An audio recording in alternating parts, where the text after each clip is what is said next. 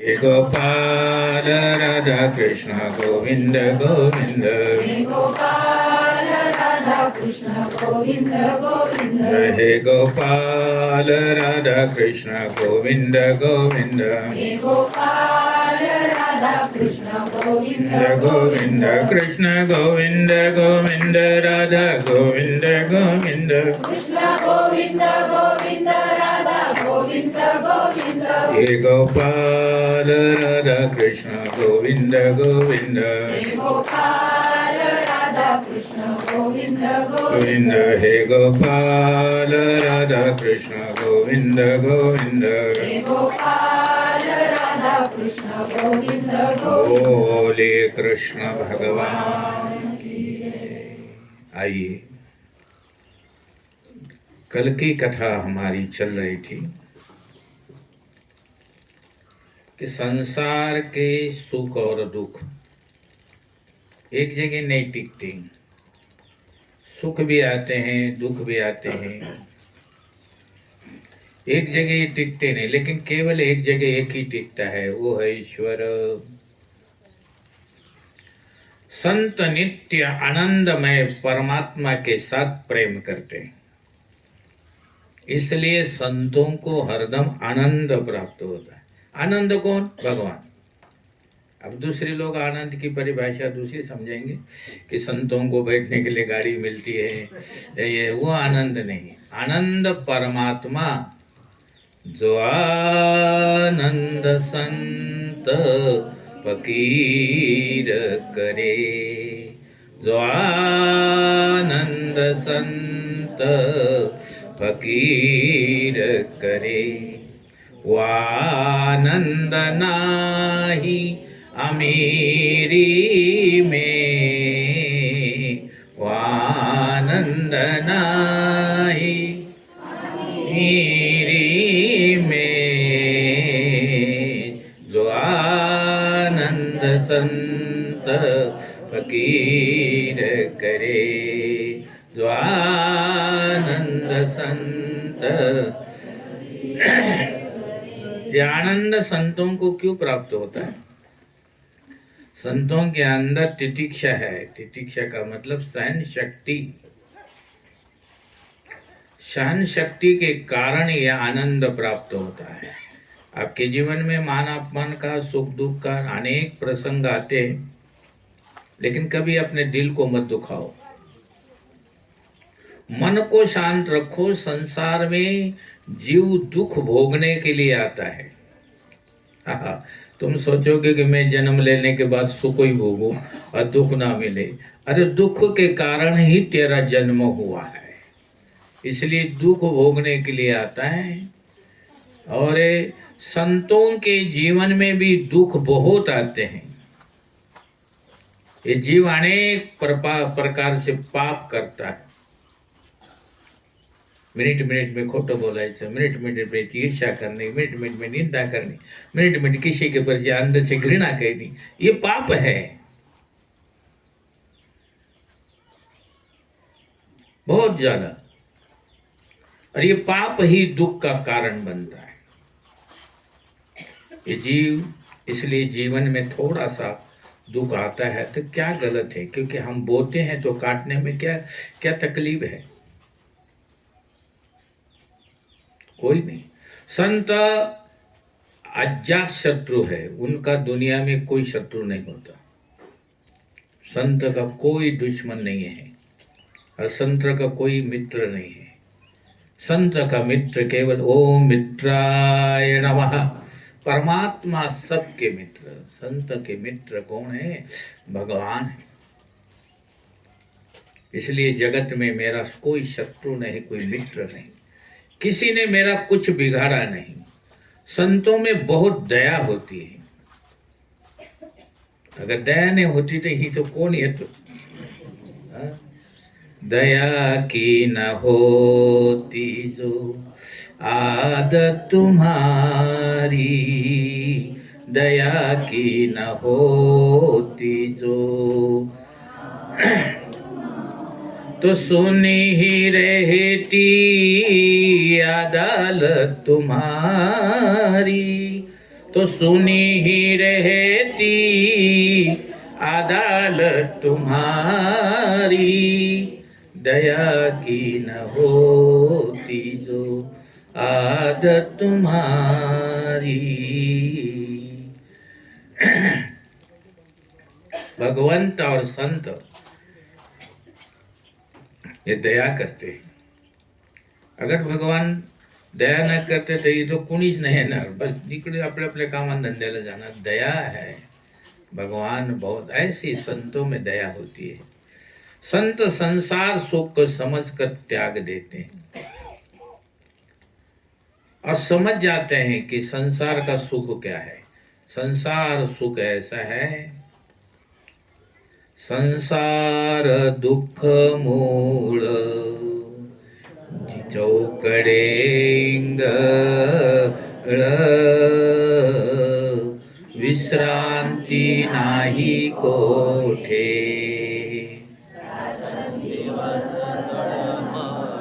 कुछ नहीं विश्रांति, कहाँ जाओगे? किधर जाएंगे उधर आपको शांति नहीं मिलेगी, क्योंकि संसार अशांत से बना हुआ है। अपने मन को बार बार समझाओ। ऐसे कौन कह रहे हैं? कपिल भगवान अपने माँ को उपदेश देते हैं, माँ अपने मन को बार बार समझाओ, संसार के सभी सुख कैसे हैं, क्षणिक है। अभी है, थोड़ी देर के बाद नहीं है, अभी है, थोड़ी देर के बाद। एक क्षणिक सुख है। संसार के सभी सुखों के अंत में क्या आता है माँ? सारे संसार के सुख भोगल्यानंतर दुख येतं। दुख को निमंत्रण देने की आपको आवश्यकता नहीं है। बिना निमंत्रण के सुख आते हैं, उसको निमंत्रण देने की कोई आवश्यकता नहीं। संत संसार को सुख समझ मन से त्याग देते हैं।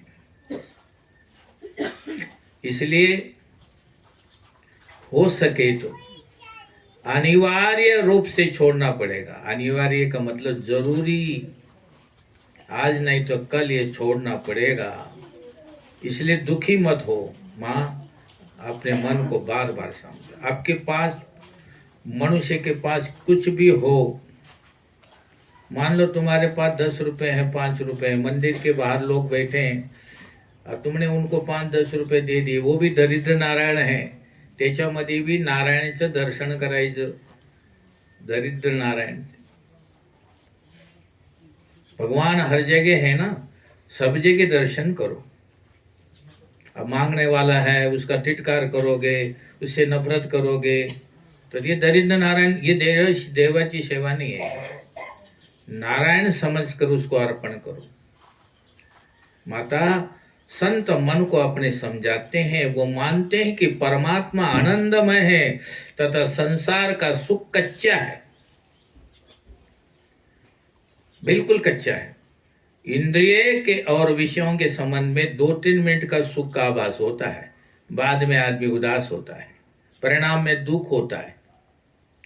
तो इसलिए संत संसार के विषयों से मन को हटा लेते हैं, लौकिक सुख का त्याग वो तुरंत कर देते हैं और अवलौकिक सुख में वो आनंद लेते हैं। माता एक बात और बताऊं, संतों के लक्षण। संतों को मौन बड़ा पसंद है, अधिक बोलना उन्हें अच्छा नहीं लगता। अधिक बोलने से शक्ति का नाश होता है, ज्यादा बड़बड़ करने से शक्ति का नाश होता है, जिसको आप कहते हैं कि एनर्जी कम हो गई। हाँ, मन ज्यादा बोलने से मन चंचल होता है। मन जितना शीतल है उतना चंचल है, और ज्यादा बोलने से ये मन बार बार चंचल हो जाता है। माता, मन को शांति नहीं मिलती। संत अधिक नहीं बोलते, और जब बोलते हैं तो लौकिक बातें नहीं करते, अलौकिक बातें करते, अलौकिक आनंद लुटाते हैं। संत कभी व्यर्थ नहीं बोलते, उनके बातों में रस होता है, हम बड़े बड़े करते हैं, हमारी बातों में रस नहीं, निरस होता है। और निरस किसी को भी पसंद नहीं, ना मनुष्यला पसंद है, ना देवाला पसंद है। इसलिए श्री कृष्ण की कथा ये जो हम बोल रहे हैं, ये संयोगवश, इसकी कोई प्लानिंग नहीं, इसकी कोई तिथिवार नहीं, इसका कोई नक्षत्र नहीं, इसका कोई योग नहीं, इसका कोई लगन नहीं, इसका कोई मुहूर्त नहीं, संयोगवश, संयोगवश ये भगवान की कथा या भगवान का चिंतन मिलता है। भगवान श्री कृष्ण की मंगलमय कथा सुनने पर मनुष्य को क्या मिलता है? उसकी श्रद्धा उत्पन्न होती है, परमात्मा में उसकी श्रद्धा उत्पन्न होती है।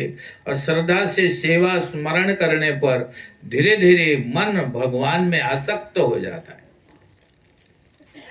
स्मरण करो, किसी ने कह दिया कि भगवान ने उसका काम कर दिया, भगवान आ गए, भगवान ने उसका काम, तुमने बड़ी कथा ध्यान से सुनी, अब तुम वैसे ही करो, परमात्मा भी तुम्हारे पास आएंगे। भगवान सब कुछ करते हैं, कहीं भी जाओ। मां, साधारण ज्ञान से, साधारण भक्ति से वासना का नाश नहीं होता। साधारण ज्ञान उत्पन्न हो गया, साधारण भक्ति करी, इसे नाश नहीं होता वासना का। तीव्र भक्ती से धीरे धीरे वासना का विनाश होता है। और तीव्र भक्ती कोणाला कशाला म्हणतात? तीव्र भक्ति की केवल एक नारायण है बस, और दूसरा नारायण कोई नहीं, एक नारायण। एक में से अनेक हो, एको हम बहुशाम, एक से अनेक भगवान झाले, परंतु नारायण एक है, परमात्मा एक है, उसके रूप अनेक है, बहुत रूप है उसकी। परमात्मा के सिवा और हमें किसी चीज की इच्छा नहीं होनी चाहिए। माता, भक्ति करने की निरंतर आदत डालो। संत परमात्मा के साथ विवाह करते हैं। मैंने पहले एक दिन बताया था कि संत शब्द जब अब लिखोगे तो स और ऊपर एक बिंदी आती है, अनुसार, अनुसार बोलते हैं, तो संत, उसकी उससे संत होता है। वो अनुसार कैसे होता है? जैसे कोई सौभाग्यवती स्त्री अपने मस्तक पर सिंदूर लगाती है, सिंदूर यानी कुंकु लगाती है, तो ऐसे ही सत, सत्य, सत्य यानी परमात्मा, सत, ऊपर अनुसार ना देना, सत, सत्य कौन है? परमात्मा। सत्य कौन है? धर्म, धर्म न दूसर सत्य समाना। ते सत्य के ऊपर अगर एक अनुसार दिला, तो ऐसे ही सौभाग्यवती नारी अपने मस्तक पर तिलक नहीं लगाती तो समझ लेना इसका पति नहीं है, और अगर तिलक लगाती है तो समझ लेना ये पतिव्रता है या पति है, सौभाग्यवती है। ऐसे ही सत्य जो है वो सत्य परमात्मा है, लेकिन संत रूपी बिंदी ऊपर लगाते हैं, इसलिए भगवान संत के हो जाते।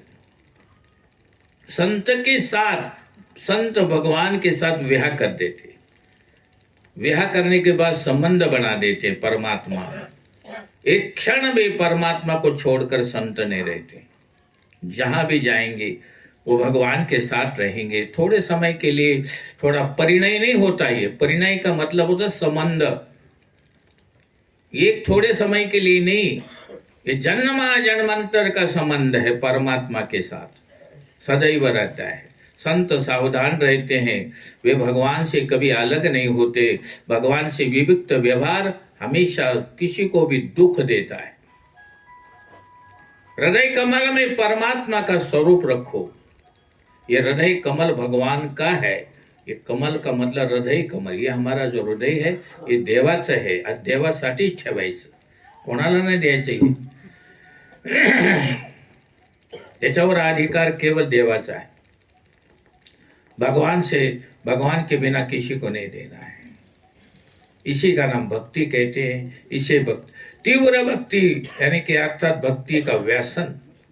आदमीला काही विडी पिणारा असतो त्याला बार बार विडी प्यावं लागते, तंबाखू खाण्याला बार बार तंबाखू खावा लागती, तो व्यसन है, त्याच्या बिना उसको बेचैन हो जाता है। ऐसे भगवान के नाम का व्यसन, उसको बेचैनी होनी चाहिए।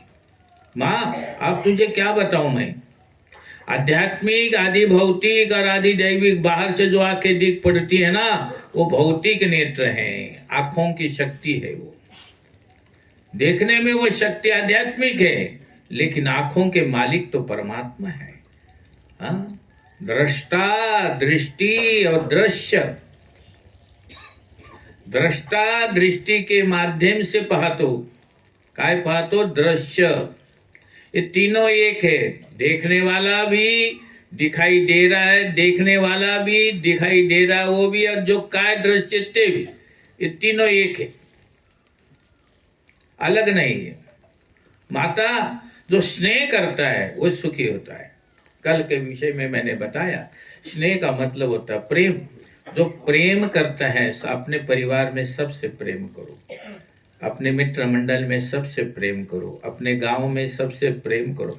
प्रेम करने वाला व्यक्ति सदा सुखी रहता है, हमेशा। स्वप्न का संसार जिस तरह सत्य नहीं है, उसी तरह तत्व दृष्टि से सोचने पर यह संसार झूठा है, सत्य नहीं है, असत्य है।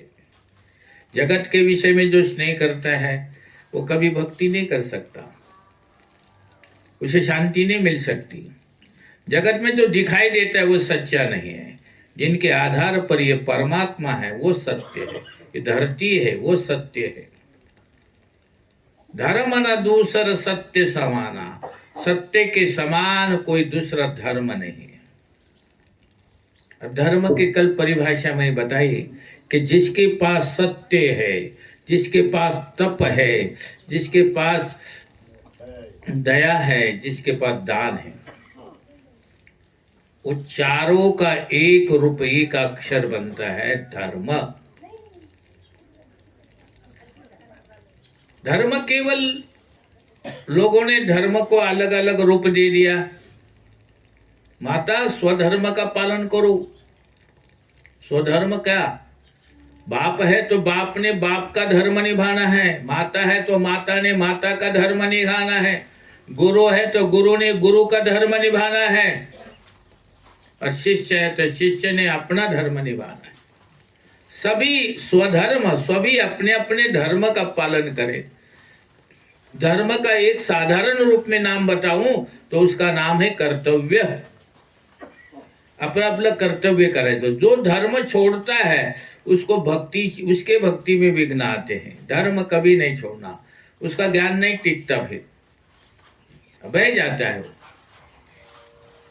कई लोग आती ज्यादा उपवास करते हैं, आती उपवास के भीतर अंदर जो भगवान बैठा है उसको दुख होता है। आज एकादशी आ गई, फिर कल सोमवार सा है, फिर मंगलवार से व्रत है, फिर आज सा व्रत है। तो अंदर बैठा हुआ परमात्मा को दुखी मत करो। हाँ, वो दुखी होने के लिए अंदर नहीं बैठा। अति उपवास करने से मनुष्य को, भगवान को भी भूल जाता है मनुष्य। ऐसी ऐसी भक्ति किस काम की? माता देहूती को भगवान ने आज्ञा दी, माँ एक काम करो, एक आसन पर बैठने की आदत डालो, परमात्मा के मंगलमय स्वरूप का ध्यान करो। माँ, ये मैं आपको जो प्रवचन सुना रहा हूँ, ये चिंतन सुना रहा हूँ, ये सांख्य शास्त्र का चिंतन है। ये केवल गोष्ठ नहीं है, केवल कहानी नहीं है। और ये मनुष्य का जीवन इसी से बनता है। जैसे जैसे आप आगे सुनोगे वैसे वैसे आपको इसके बारे में थोड़ा बहुत पता लगता जाएगा। कहते हैं कि माता, संसार का ध्यान करने से मन बिगड़ता है और परमात्मा का ध्यान करने से मन सुधरता है। बहुत दान देने से पुण्य तो बढ़ता है, यज्ञ करने से भी पुण्य बढ़ता है, और पुण्य बढ़ने से फिर अभिमान भी उत्पन्न होता है। तिथं सावधान राहायला पाहिजे। अभिमान, मैंने यज्ञ किया, मैंने दान दिया, मैंने ऐसा करा, वो अभिमान जो जीव पाप करता है। फिर माता, दान से पुण्य बढ़ता है पर मन शुद्ध नहीं होता। तुमने दान केलं, पुण्य तुमचं वाढलं, परंतु मन शुद्ध नहीं होता। मन तो संसार का ध्यान करने से बिगड़ता है। माता, संसार का ध्यान छोड़िए, परमात्मा का ध्यान करिए। शंख चक्र गदा पद्म जिनके हाथ में है, ऐसे नारायण का ध्यान करने की आज्ञा दी कपिल भगवान ने। और फिर कहा, घर में भगवान का स्वरूप रखो। तुम जैसे यात्रा में जाते हैं, विठ्ठल रुक्मिणी की फोटो लाते हैं या भगवान कृष्ण की लाते हैं, राम की लाते हैं, अपने घर में रखो, उनका श्रृंगार करो, भगवान के दर्शन से मन तृप्त न हो। ते केवळ ये नाही की देव्हाऱ्यामध्ये आणून ठेवलं आणि तिथं सकाळी सकाळी 5-6 मिनिटांनी काय केलं केलं तो बस दुसऱ्या दिवशी सकाळी पाहायचं, असं नाही। भगवान को भगवान समझकर अपने लाए है तो उनका पूरा ध्यान रखो। मुझे भूख लगी तो मेरे नारायण को भी भूख लगी, उनको नैवेद्य दिखाओ, उनके आगे जल का लोटा रखो। आपको घर से बाहर चले जाना है तो उनको पूछ के अपने घर को ताला लगाओ, ठाकुर जी हे प्रभु हम जा रहे हैं बाहर यात्रा करने के लिए, आप हमारे एक रूप में हमारे साथ चलो और एक रूप में मेरे घर की संभाल करो। हाँ, दोनों काम देवाला सांग। देवाला काही बडी बात नाही, देवाला काही एवढं काही कठीण नाही, तुमचे विचार व्हायला पाहिजे, देव तुमचं सगळं कार्य करतो। भगवान के लिए अशक्य कोई चीज नहीं है, सब शक्य है, कुछ भी कर सकता है भगवान। हाँ, इसलिए कोई भी व्यक्ति शांति से परमात्मा का ध्यान करने बैठता है तो भगवान थोड़ा आनंद आता है, भगवान हंसते हैं, सोचते हैं कि अभी मेरा बच्चा समझदार हो रहा है, मुझे पानी पूछ रहा है। भगवान को पानी की क्या कमी है क्या, अन्नाची कमी है क्या, कपड़े की कमी है क्या? लेकिन नहीं, कोई माँ और बाप छोटा सा बच्चा अगर उनको पूछेगा, कोई अन्न दे देगा खिलाने के, तो बड़े खुश हो जाते हैं। ऐसे भगवान को हम नैवेद्य दिखाते हैं, भगवान की आरती करते हैं, श्रृंगार करते हैं, पूजन करते हैं, तो परमात्मा अति खुश होते, अति प्रसन्न होते, बहुत प्रसन्न होते। भगवान की आंखों में प्रेम भरा है। जो उनका ध्यान करता है वो प्रेम से देखते हैं तो भगवान खुश हो जाते हैं।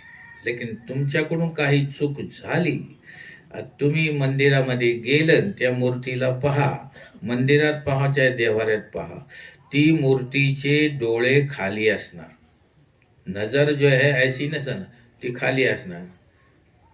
तो किसी ने देवाला विचारलं की आज तुमची नजर का खाली झाली, तो कहने लगा तू पाप करून आलास, तुझ्या जैसे पापीचं तोंड पाहायला मी नजर उठवणार नाही। तुम्ही चांगलं काम करून गेले, दान पुण्य पूजा पाठ, किसी की गरीब की मदद ऐसे करके जाओगे तो भगवान का चेहरा हंसता हुआ मुस्कुराता आएगा। भगवान खुश हो गए, आज मेरा बेटा कोई अच्छा काम करके आया, भगवान को अच्छा लगता है। भगवान, इसलिए कपिल कहते माता भगवान के एक एक अंग का ध्यान करो। एक अंग का ध्यान करने को ध्यान कहते हैं और सर्व अंग के ध्यान को धारणा कहते हैं। आप एक एक अंग का ध्यान करो, भगवान के चरण कमल, भगवान के कर कमल, भगवान के नयल कमल, इस सब कमल जो है कमल की तरह है, भगवान उसका माता ध्यान करो, एक एक अंग का ध्यान है। माता सच्चा आनंद उस सृष्टि में नहीं है, जगत तो सुख और दुख से भरा हुआ है, यहाँ थोड़ा दुख भी है तो थोड़ा सुख भी है। माता आपको क्या बताऊं मैं, उस आनंद का वर्णन असंभव है, वर्णनीय है जो आनंद। आप देवाची भक्ती करा, देव तुम्हाला अनुभूती देतो कुठं न कुठं, तुम्ही ती नहीं समझू सकल ते तुमची मर्जी है, लेकिन देव अनुभूति जरूर देतो। क्योंकि ये मूर्ति जो है, ये शरीर जो है, ये देवाने बनवलेला है, एक किसी फैक्ट्री में से कारखाने से बनकर नहीं आलं, ये शरीर को बनाने वाला देव है। और पत्थर की मूर्ति जो हमने मंदिर में रखी है उसमें हम परमात्मा देखते हैं, वो मनुष्य ने बनाई है। तो मनुष्य के बनाए हुए मूर्ति में हम इतनी आवड़ से लगन से उसकी पूजा पाठ, उसके रात दिन उससे मांगते रहते हैं, तो ये देवाची बनाई हुई मूर्ति से क्यों नहीं मांगते, उनसे क्यों नफरत करते हैं? नफरत नहीं करनी चाहिए। मंदिर के बाहर से जा रहे तो भी अब ऐसे करते हो, गर्दन झुकाते हो, लेकिन कोई मनुष्य सामने आले तो तोड फिरवते हो, नफरत कशासाठी? देव भगवान की बनाई हुई चीज से, भगवान की बनाई हुई वस्तु से नफरत नहीं करनी चाहिए। ये पशु क्या है, ये पक्षी क्या है, अनेक नाना प्रकार के माता, ये सब भगवान का बना हुआ खेल है, भगवान का ये परिवार है माता। इससे नफरत नहीं करनी चाहिए। इससे नफरत करने से भगवान को दुख होता है, बहुत दुख होता है भगवान। और ये मनुष्य क्या करता है, कोई किसी की सेवा करे ना थोड़ी बहुत, तो फिर रोज बड़े अच्छे से, लेकिन बाद में उसी के माँ बाप पढ़ाते हैं, लिखाते हैं, सब कुछ करते हैं, वकील बना देते हैं, डॉक्टर बना देते हैं, इंजीनियर बना देते हैं, लेकिन जब वो ज़्यादा पैसा कमाने लग जाते हैं और लोग उसको राम राम प्रणाम सलूट मारना शुरू कर देते हैं, तो फिर वो माँ बाप को भी भूल जाता है कई बार। हाँ, माँ बाप को भी नहीं समझता कुछ। हाँ, भगवान कहते हैं मुझे ऐसा व्यक्ति पसंद है। माता परमात्मा के ध्यान में जो देहभान भूलता है वह सर्वश्रेष्ठ है, उसके जैसा जगत में कोई नहीं है। इस तरह ज्ञानी भक्त की महत्ता समझाई गई। फिर दूसरे अध्याय में संसार यात्रा का वर्णन करा। ये संसार की यात्रा कैसी असते, भगवान कपिल भगवान कहते हैं माता जो भगवान को भूला है वो चाहे सुख भोगता हो पर अंत में उसको दुख भोगना पड़ेगा। संपत्ति में सुख मिलता है किंतु संपत्ति से दुख का अंत नहीं आता। कल की कथा में आपने सुना, माता जो परमात्मा से प्रेम करता है उसके दुखों का अंत आता है, उसके दुख नाश हो जाता है दुखों का। जीव जब तक परमात्मा से अतिशय प्रेम नहीं करता तब तक जन्म मरण से, संताप से वो मुक्त नहीं होता। वृंदावन में एक संत रहते थे, सारा दिन भक्ति करते थे, ध्यान जप सेवा करते, पाठ करते। संत ने एक निश्चय किया कि मन तो एक ही है मेरे पास, मन अगर भक्ति नहीं करता तो पाप करेगा। तो संत सारा दिन भक्ति करते हैं। एक बार ऐसा हुआ कि जब शांति से राधा कृष्ण का ध्यान कर रहे थे, शांत तो कोई नहीं, एकदम शांति से बैठे थे। हमारो धन राधा श्री राधा श्री राधा, हमारो धन हमारो धन राधा श्री राधा श्री राधा, हमारो हमारो धन राधा श्री राधा श्री राधा, हमारो हमारो धन राधा राधा राधा राधा राधा, हमारो हमारो धन राधा राधा राधा राधा राधा, हमारो राधा हमारो धन राधा श्री राधा श्री राधा, हमारो धन श्री राधा हमारो धन राधा श्री राधा श्री राधा, हमारो धन राधा। संत भगवान की राधा का चिंतन कर रहे थे, वृंदावन में राधा में मस्त हो गए थे नाम में। उतने में एक चूहा आ गया और वो संत के गोद में आके बैठ गया, संतांच्या मांडीवर येऊन बसला। संतों के एकदम देखा, अरे मैं तो राधा का चिंतन करता था, ये चूहा कहाँ से आ गया? अरे तू कैसा आ गया? वो कहने लगा बिल्ली मेरे पीछे पड़ी है। हाँ, मुझे डर लगता है, बिल्ली मुझे खाएगी। संत ने कहा भैया तो मी काय करू? बोले तुम्ही काहीतरी करा, मला वाचवा।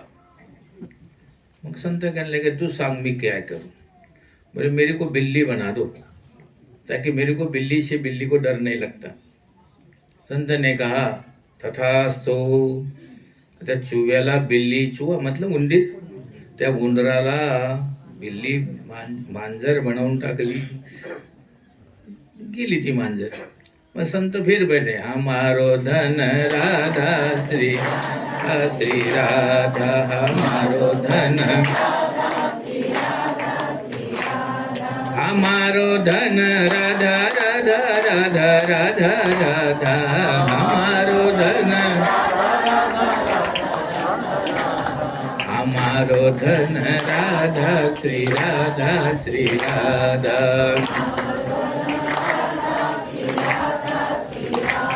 फिर थोड़ी देर से बिल्ली आई थी वापस। संत ने कहा आता काय झालं? अरे मेरे पीछे कुत्ता पड़ा हुआ है। मगर मैं क्या करूं? कुत्ता बना दो तुझे? भले बना दो। तो बिल्ली से कुत्ता बना दिया गया। फिर वो चला गया। संत फिर भजन में बैठे रहे। थोड़े देर से कुत्ता आया, फिर गोद में बैठ गया। बाबा बाबा बाबा मला वाचवा। संत ने कहा आता काय झालं? मराठी शब्द है ना, आता काय झालं? वो कहने लगा मेरे पीछे शेर लग गया, बिबट्या। देख लो किती हसू आलं तुम्हाला, क्योंकि इकडे बिबट्या आहेत ना म्हणून बिबट्या पडलं माझ्या। मग देवाने सांगितलं आता काय करू? मग बिबट्या बनव तुला। बनव। त्या कुत्र्याला त्या संतने बिबट्या बनवला। गेला तो जंगलचा राजा झाला। त्याला काय म्हणतात, गेला तिकडे ह्या गावात फिर त्या गावात फिर, खायला काही नाही मिळालं। इकडं फिर तिकडं फिर। तिथं महात्मा बसले होते ते बिचारे। ते म्हणले होते हमारो धन राधा श्री राधा राधा, हमारो धन हमारो धन राधा राधा राधा राधा राधा, हमारो धन राधा राधा राधा राधा राधा,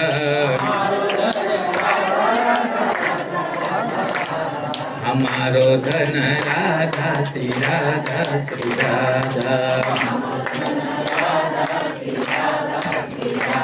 महात्मा जी अपना भजन कर रहे थे, एकदम आ गया। हो जोर जोर से, जैसे शेर गर्जना करता आला। लेकिन मांडीवर नहीं बसला तो सामने उभा राहिला। महात्मा जी ने कहा भाई आता काय झालं? बोले झालं काय, पोटामध्ये आग लागली, खायला काहीच नाही मिळालं। सगळे गाव फिरून आलं, कोणी मिळाले नाही खायला मला। मग आता भूक लागली। मग त्या महात्मा कहला मी काय करू? बोले काय करायचं आता, मी तुम्हालाच खाऊन टाकेन। अब देखिए ये संसार की रीत है, इसलिए संत परमात्मा के दृष्टि में परिवर्तन नहीं करते। वो तो उसके ऊपर दया है, संत ने करी। परिवर्तन करने का अधिकार संत भी अपने हाथ में नहीं लेते। मैंने आपको एक दिन बताया था, एक साधु एक समुद्र के किनारे रहता था और उसके पास एक शिष्या थी उसकी। वो रोज माधुकरी मांगने के लिए चली जाती थी, तो पीठ ले आती थी। एक दिन वो पीठ ले आ रही थी, तो वाचने में समुद्र किनारे बड़ी हवा चलती है जोर से, तो पीठ तिचं उडून गेलं। वो महात्मा जी के गुरुजी के पास आए। गुरुजी पीठ आणलं होतं ते, लेकिन हवाने उडून गेलं। महात्मा जी ने एकदम कमंडल में हाथ डाला, ए हवा बंद हो जा। आता ये जो क्षिति जल पावक गगन समीरा पंचरचिता त्याधम शरीरा, हे देवाने रचना करी आहे तत्वाची। तुम्ही भजन करण्यासाठी साधू झाले, ते देवाच्या याच्यामध्ये दखलंदाजी नाही करायला पाहिजे। ए हवा बंद झाली, हवा बंद झाली, कारण काय? तप होतं। तप के कारण ही शेषनाग ने ये पृथ्वी को अपने ओर ठेवले। ध्यान रखना, शेषनाग ने तप किया है, तभी हम आराम से बैठे हैं। अगर शेषनाग का तप नहीं था, हम भी पाताल में चले। अब कारण ये होता, देवाने हवा चालवली होती, महात्माने बंद केली। हवा देवाने कशासाठी चालवली होती कि समुद्रामध्ये बहुत बड़ा जहाज था। वो जहाज को मगरमच्छ ने सुराख कर दिया। उसमें 20, 25, 24 लोग बैठे हुए थे। और सुराख करने के बाद वो जहाज में पानी, और नाव में पानी भरने लगा। अब नाव डूबने लगी। सबने पुकार करी, हे गोपाल राधा कृष्ण गोविंद गोविंद, हे गोपाल राधा कृष्ण कृष्ण गोविंद गोविंद राधा गोविंद गोविंद।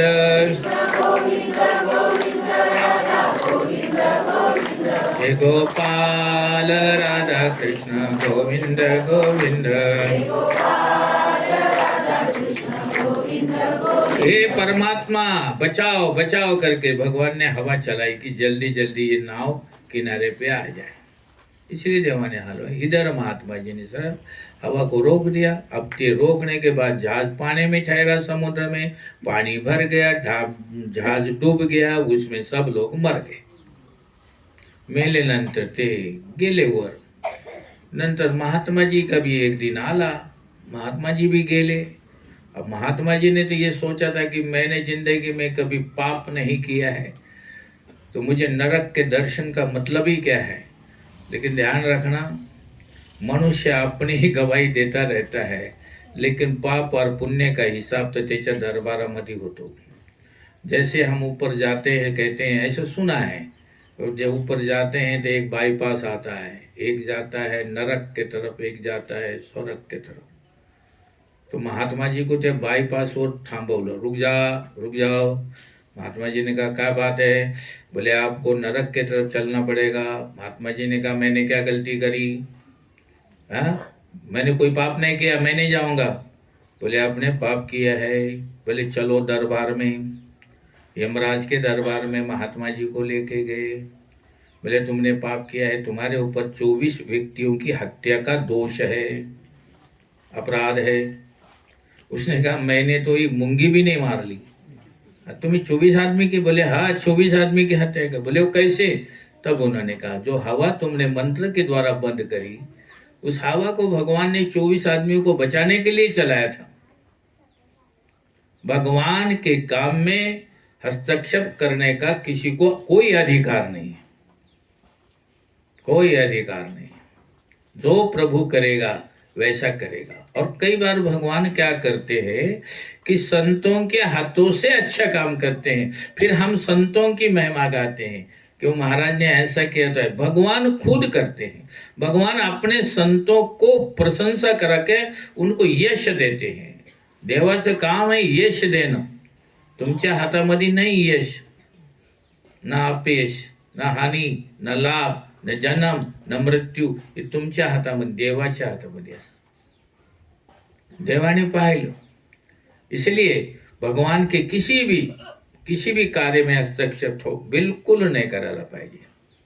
परमात्मा ने विजय पाने के लिए काल पर और काम पर विजय प्राप्त करने के लिए, मरण सुधारने के लिए जीव को मनुष्य बनाया है। अब कथा को ध्यान से श्रवण करो। आम्हाला देवाने माणूस कशासाठी बनवला?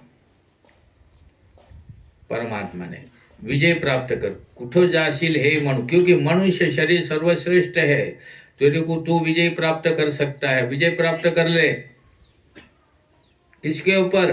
काल के ऊपर। काल यानी मृत्यु। ध्रुव जब जाने लगे स्वधाम ध्रुव लोक में, तो जब उसको वो विमान थोड़ा ऊंच होता, तो ऊंच होता तो ध्रुव छोटा था, ध्रुव का पैर ऊपर नहीं जाता था। तो ध्रुव ने सोचा भी इथं पायरी कुठून आणू, तर तिथं पायरी नव्हती, तर तिथं काळ आला, और काळ आल्यानंतर काळ वाकला, ध्रुवने त्याच्या डोक्यावर पाय ठेवून गेला। याला म्हणतात काल पर विजय। ध्रुव मनुष्य था, तो मनुष्य ने काल के ऊपर विजय प्राप्त कर ली। दूसरा काम पर विजय प्राप्त करने लगे। जो काम के ऊपर भी विजय प्राप्त मनुष्य कर सकते हो, और अपना मरण भी सुधार सकते हो, और मनुष्य अपने कर्मों के कारण नरक में भी जा सकते हो। पूर्व जन्म में मरण बिगड़ा हो, उसका सुधारने के लिए मनुष्य जन्म मिला है, ये बार बार नहीं मिलता। मनुष्य को ऐसी बुद्धि दी है, ऐसी शक्ति दी है, शांति से सोचने पर तुम पाप छोड़ सकते हो। आराम से अकेले में बैठो, मी हे वाईट केलं, मी हे वाईट केलं, मैं ही वाईट केलं। कई बार हम दूसरे को अपना ज्यादा वो दिखाने के लिए खोटो बोलून जातो, ते भी पाप है।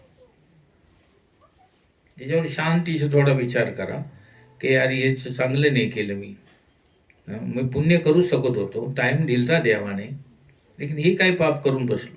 कि जो पाप केलं त्याचा उलगडा करण्यासाठी भी कई जन्म लगते हैं। हाँ, एक दिन में नहीं होता है।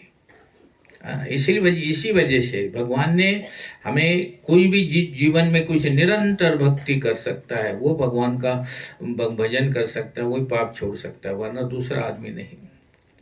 पाप के लिए पाप मनुष्य किसके वजह से करता है? जो बुरे संग में आने से करता है। परमात्मा ने हमें अकेले को जन्म में भेजा है, हमारे साथ दूसरे को नहीं भेजा, किसी को अकेले को जन्म दिया है। लेकिन हम जब दूसरे के संग में जाते हैं, उसके जो दोष है, उसके जो अवगुण है, वो हमको स्पर्श कर देते हैं और उस अवगुण के कारण हमारा संग बिगड़ जाता है और फिर हम पाप के भागी हो जाते हैं। कई बार तुम शराब के ठेके पे ना जाओ, लेकिन तुम्हारा एक दोस्त पीता है और वो आग्रह करता है, चलो चलो तू पीना नहीं, तूने पीना नहीं, लेकिन खड़ा तो हो जाए, चल तो 2 मिनट। लेकिन तुम उसके पास खड़े हो गए तो लोग तुम्हें भी कहेंगे ये भी शराबी है, क्योंकि शराब के ठेके पे बैठे। मेरा आपको कहने का मतलब इतना ही था, जिसे भक्ति का रंग नहीं लगा, भक्ति का आनंद नहीं मिला, उसको अच्छा अच्छा खाने की इच्छा जागती है। आता तुम्ही सांगा, तुम्हाला काय काय खाण्याची इच्छा होती? ज्याला इच्छा होती चांगलं खायची, लापशी चांगली मिळाली पाहिजे, लाडू चांगले मिळाले चाहिए, हा हा हा, क्या पुरणपोळी, क्या क्या, वो ये सगळी ये इच्छा है, ये इच्छा ही मनुष्य को भक्ति नहीं करने देती। मानव इच्छा नास्तिक है, ईश्वर की इच्छा प्रबल है। ये इच्छाच नहीं करायची, बिना इच्छा से देव देतो। शरीर वृद्ध होता है, मन बुद्धि नहीं होती, मन वृद्ध नहीं होता, मन कभी भी बूढ़ा नहीं होता। शरीर बूढ़ा हो जाता है, मन बूढ़ा नहीं होता। जीव जो है बड़ी संताप देती है, बार बार बूढ़ा हो जाता है, 80 साल का हो जाता है, 90 साल का होता है। अंदर अगर सोनबाई भजे तळायला लागली तो बाहर तोंडाला पाणी येते त्याच्या। डॉक्टर ने कहा कि तळी हुई वस्तू नहीं खायची, लेकिन ते पाणी येतो तोंडाला। ते जीभ नहीं बूढ़ी झाली ना, तो बूढ़ा झाला, लेकिन जीभ नहीं बूढ़ी झाली। इसलिए कई बार मनुष्य ना सोचते हुए भी गलती कर देता है। भागवत में सब लिखा है कि कफ कब बढ़ता है, कफ, खांसी कब आती है? जब कफ बढ़ता है, खांसी आती है, तो घर के लोगों को दुखी होना पड़ता है। कमरे में खांसी, तुम सोए हो और वो खांसी आ गई, और खांसी आती है, कब पड़ता है, खौ खौ खौ करते, और खांसी आती है, तो परिवार में लोग दुखी हो जाते हैं। अरे ये बूढ़े को क्या हो गया है? वो कहते हैं आपको खाया हुआ नहीं पचता, फिर खाते क्यों है? क्यों खाते हो? मन ऐसा जड़ और लापरवाह सा हो जाता है कि घर का कोई कुछ भी कहता है, उसका असर उसके ऊपर होता ही नहीं है। बुढ़ापे में कुछ भी बोलो, उसका असर नहीं होता उसका किसी भी प्रकार का। वैराग्य फिर नहीं जागता। एक कफ, वात, आरोपित, ये मनुष्य के मृत्यु के लक्षण। मृत्यू मनुष्याच्या शरीरात कुठून येते? कफ वाढल्यानंतर मृत्यू येते, वात वाढने से मृत्यू येते, और पित्त होने से मृत्यू होती है। त्याला कारण काय? कारण भोजन, इच्छा। ये नाही खायचे, खाऊ खाऊ खाऊ, काय नव्हतं, खाऊ काय नव्हतं का, मग ते खाल्लं तर झाला रोग झाला तो भोगा, मग कोण भोगेगा? भागवत हमें ये कहती है कि लापरवाही न ठेवू नका, तुम्ही कुठल्या भी प्रकारची लापरवाही नका करू। एका दिवशी एक दिवस जगायचा तो दिवस चांगला का जगा।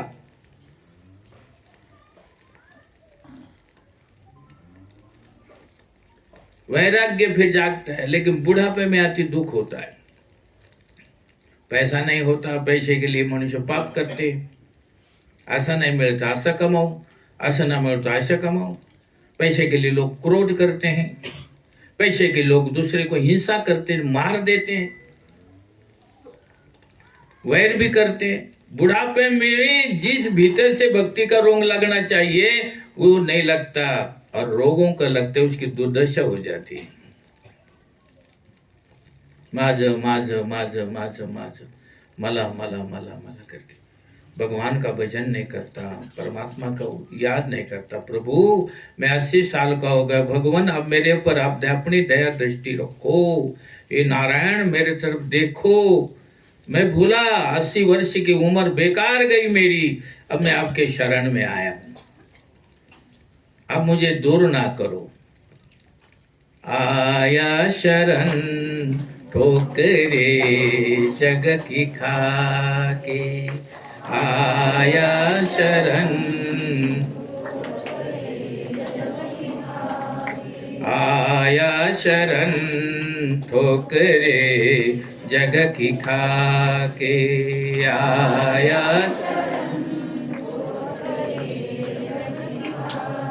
हटूंगा प्रभु तेरी, हटूंगा प्रभु तेरी दया दृष्टि पाके,